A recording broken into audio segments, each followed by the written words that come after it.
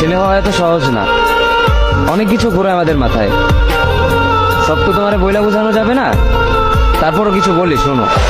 আমরা ছেলেরা বউর সামনে মার সাথে ভালো করে কথা বললে মারা চলে থাকা সন্তান, আবার মার সামনে বউর সাথে ভালো করে কথা বললে বউর গোলাম।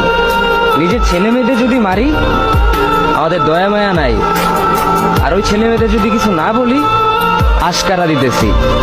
নিজের বউরে দিয়া যদি জব করাই সেই ক্ষেত্রে আমি বউর কামাই খাই, আর যদি বউরে দিয়া জব না করাই আমি সন্দেহ করি।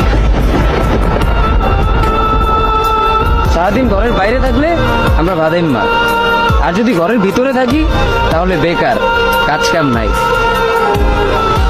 আর এই তোমাদের মেয়েদের গায়ে যদি আমরা ভুলেও টাচ করি না আমরা নির্যাতক, আর যদি তোমরা মেয়েরা আমাদের গায়ে হাত তুলো আমরা কাপুরুষ।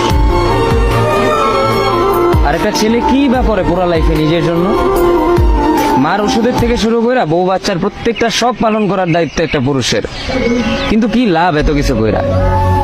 দিন শেষে একটা ভুল করলেই সবাই ভুলা যায় যে কে কি করছে তার জন্য।